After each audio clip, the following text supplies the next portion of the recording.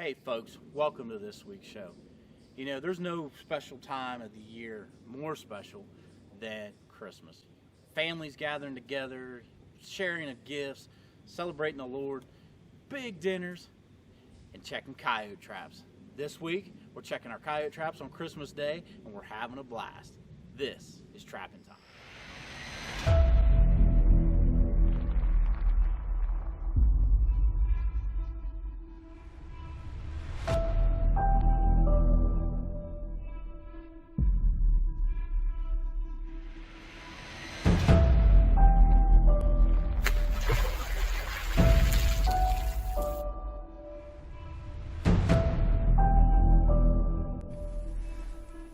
Well, look who I got out of bed this morning to go check traps.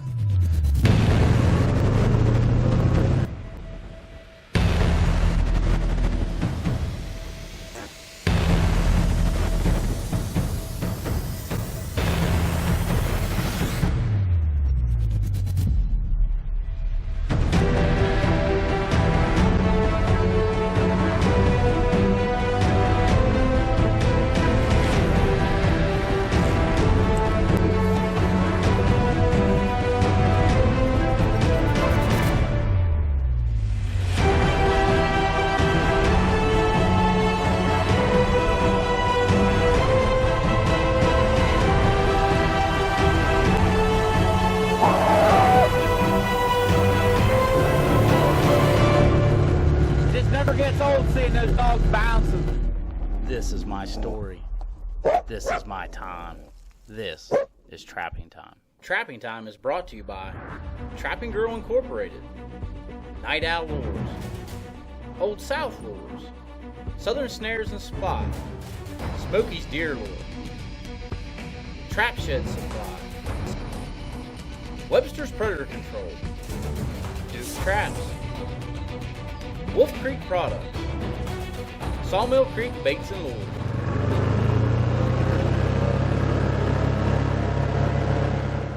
One of the keys to catching coyotes, especially here in the east, is you do not want to fool around with these sets. A lot of guys, they want to fool with these sets. They want to go up to them and see what the animals are doing to their sets. The best thing you can do is check these things from a distance. Now this coyote here is probably about 150 yards. I have not been up to that set since the day I set it. I'm confident in the fact that my trap's bedded good and I don't have to worry about anything getting out of it. So if there's nothing in it, I'm not going to fool with it unless I really have to. You know, it's always been a productive location for me, so I know that I don't have to go up to it. That dog looks like he's hooked pretty good. We're going to go up there and dispatch him and get him out of there, but that's how you put up numbers. Plus, that's another 150 yards I'd have to ride up to and then turn around and ride back. It's 300 yards of travel time. If there's nothing in it, I don't need to go up and check it out. So we're going to go up here and get a look at this dog and get him out of there and see what we got.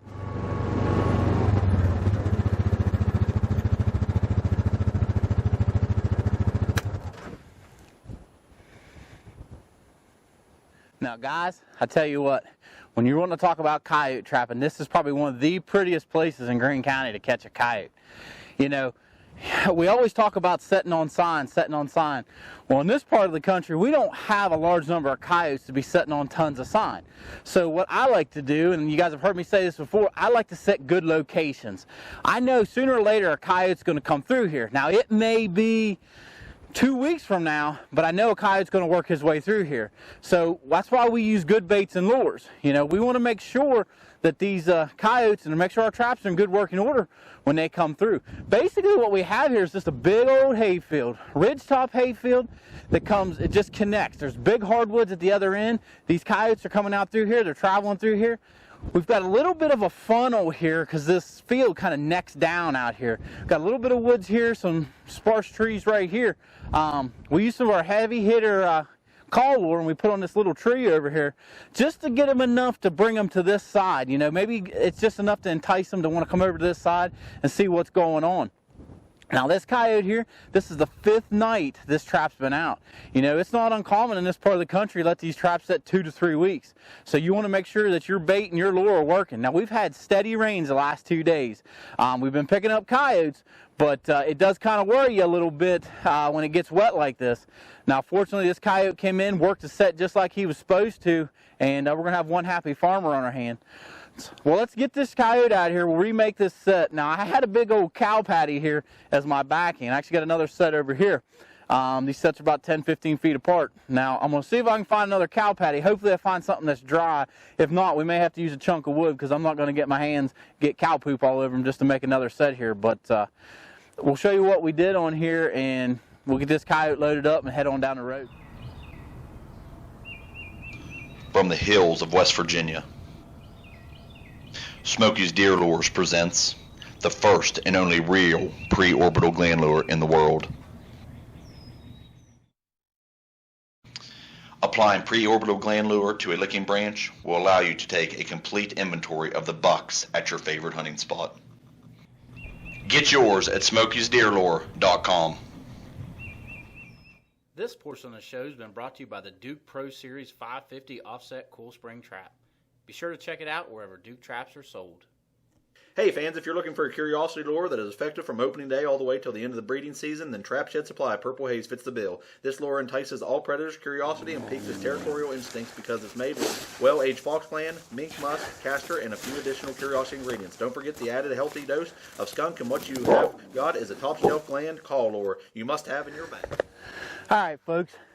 You kind of look behind me. I wanted to set the camera up this way, and we'll show you the remake a little bit closer, but I wanted to show you what I was dealing with. I mean, look at this big, long field. You can see the big hardwoods in the back, but this field just kind of rolls along out here, and these coyotes, they know that, and they just keep going to these little low gaps and these little bunches of briars and stuff along the edges because they know there's food here. So that's why we put our set here. We actually put 2 here. We're probably, from these trees here, we're probably 20 feet out. I like to stay away from the edges as, let me rephrase that. I like to stay back off the edges. I don't want to sit right up against it because that's when you get into a lot of your non-target stuff. Your raccoons, your possums, they all travel them tight. Now, if I was going to set this line for a real long time, I'd probably have some DPs along the edge here just to catch some of these big boar coon. Now, when we come back here later in the year, in January, when these boar coons start running, we probably will put a few more DPs out because they will plug these coyote sets up faster and you don't know what. But we're going to come in here and get this mud and stuff out. Now, he has really tore this place up. I was able to find me a semi-dry cow patty to use as my backing again. I didn't want to find something that was all fresh and steaming, but I was able to find a decent one. I guess as far as cow patties go, I found a good one. But we want to get in here, and he really plowed this set out. He was able, I caught him by the front foot, and he was really able to get some reach and some pull on it. But come back in here, pound this bed out just a little bit. I'm going to pound our anchor back down in because he pulled a little bit. Get all this garbage and stuff out of here. Check your trap. We've already checked it. Everything's good. Clean all kinds of manure out of it. You want to make sure this trap fires. That is the most important thing. Because normally these coyotes, you get one shot at them. And so if this trap fires, you want to make sure that it's money. It's ready to rock. Because there's just something about coyotes. They don't like those traps being sprung in their face. All right, our trap bed's back in. We're tight, just like we're supposed to be. No movement. We'll take in, see if we can find our hole. Now what I did, I put a little bit of lure. Right there it is. Yep, when the water comes out like it did, you know you found it. Put a little bit of lure in here. We're going to move our cow patty a little bit closer. Oh yeah, that's still nice and green. Just as a little bit of backing. You can kind of throw some of this stuff here back there just because it's got so much coyote scent on it, just to give them a little extra. You guys are worried about blood, you can cover your blood up if you want with it. Just take and get it, kind of get it out of the way. Now before I cover this trap up, I'm going to get us a little bit closer in here and you can kind of see God, cow poop everywhere. Kind of see what we're looking at here. Now, if you notice that, that's probably about 1.5 inches under. Try to keep these shadows out here. That's about 1.5 inches under what the rest of the ground is, maybe a little bit more. We'll pad that down on the outside and get it a little bit closer. But we're going to have this depression, and we're out a little bit further than we normally are from our object, only because we've already had a coyote in here and he's tore the stuff up. So we're going to make it work, because maybe now they may not be focused as much on working the dirt hole or whatever we decide to end up doing with this set, but they may end up being more interested in starting to work these smells and step on it. You guys are probably all wondering, where's this chaps at? Well, it was pouring rain down yesterday when Webster and I were checking traps, so we decided they needed to dry out. So I used to be a concrete finisher, so I brought my boards out and I'm using it, and it works pretty good. All right, we're going to take our peat moss, get it in there. Now we're going to try to blend this in a little bit. A lot of guys like that real big depression. I'm not a super fan of it. It doesn't bother me when it has to happen, but if I had my choice, it wouldn't be in there. All right, now we're going to take some of our black out and put back in this hole, because this is what we had it lured up with before. There's times when I will not put lure down, but I always like to put a little bit of bait. Even if I don't think that they had gotten the bait, I just like putting that fresh bait, because sometimes bait loses its smell a little bit. So we'll just give a little extra to be on the safe side. And it doesn't take a lot, guys. You seen right there, I probably didn't have more than the size of a quarter in there. A jar of bait should last you a long time, even on a really extensive line. Well, there's the remake. We're not going to blend this in because everything's already all tore up. And chances are, now that we've hit once, we'll probably hit another one. Looks like I'm having a Merry Christmas on the trap line. When we come back from the break, we're headed to the trapping time set of the Hey week. folks, be sure to check out our all-star lineup for the upcoming season. New for 2018 is the hard-hitting Blackout Predator bait. If you're looking for a beaver-based bait with some kick, this is it. We're also proud to add to the batting order our line of mouse-based baits. If you're looking for a mice bait so pure it's practically eating cheese in the container, then you will want to try Peyton's Pretty Mouse. Maybe you're looking for a bait with some long-range appeal for those cold winter nights, then you've got to try Peyton's Dirty Mouse. When you're serious about trapping predators like we are, then be sure to make your next purchase at Trapping Time TV. Hey folks, Robby Gilbert here, host of Trapping Time TV. Hard to believe, Season 5. We'd like to give a big shout out to all the fans who made this possible. To show our appreciation, we're offering 10% off our entire website from now until December 31st, 2019. Just enter coupon code TRAP10. We carry a full line of trapping supplies such as Duke traps, Webster's Predator Control baits and lures, Sawmill Creek, Trap Set Supply, Old South lures, Night Owl lures, and many more. Before your next trapping purchase, enter TRAP10 and take advantage of all the great deals at TrappingTimeTV.com. Hey guys, here we are again with another nice red fox we caught last night. Again, the temperatures got down about 31, 32 degrees, and with all this wet weather we're having, the big thing is just trying to keep these traps firing and not freezing up at night. We've had these in about a week and remade them probably 3 or 4 times, which makes it tough. You're handling the traps a lot. We caught a lot of raccoons in here. You can see the water in the background and this ridge. We've taken a few big coons out of here too, so each time you got to handle that trap and leave your scent around doesn't help things, but you just got to stay at it, and the persistence paid off. As you can see, we got another nice red fox here, and we're going to take care of him and get this set remade and move on down the line. So we're going to go ahead and get this set remade here. It's going to be pretty easy to do. It's real sandy ground. Probably won't have to work with the tools a whole lot. As I said, we've caught quite a few animals at this set already, so it's kind of torn up.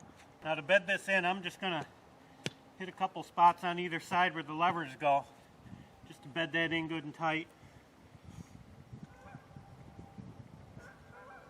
Pack around it real good. Toughest part about these sets, after you've made a number of catches on them, is getting them to put their foot right back there on the pan, because there's so much torn up around it.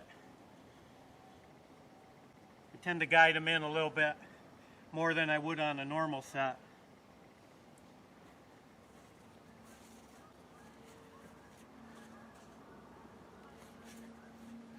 Punch our nice big dirt hole back in.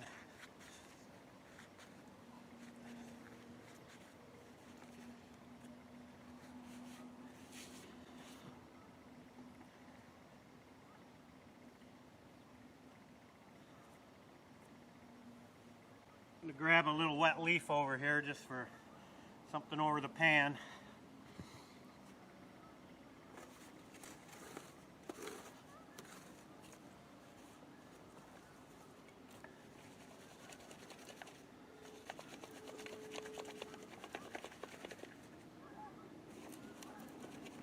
Now we're talking about an inch or two of snow is supposed to come overnight tonight, so we want to get this in, we want to get this working again. These bad weather nights, foxes and the canines seem to want to move, so. Now when I'm talking about guiding it in, all this debris that he's left here and scratched up, I'm just going to use as a backing. Try to tighten up this dirt hole just a little bit. Make it so there's only one narrow way to get in.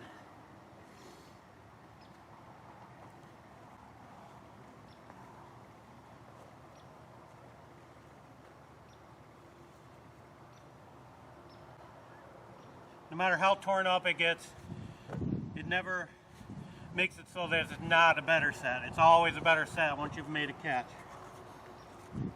Again, I'm just going to dip some of this ground mouse back in the hole now that we got all this fox odor around here.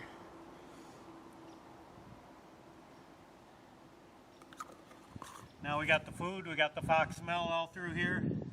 Should be good to go. As you can see, it was a pretty quick remake.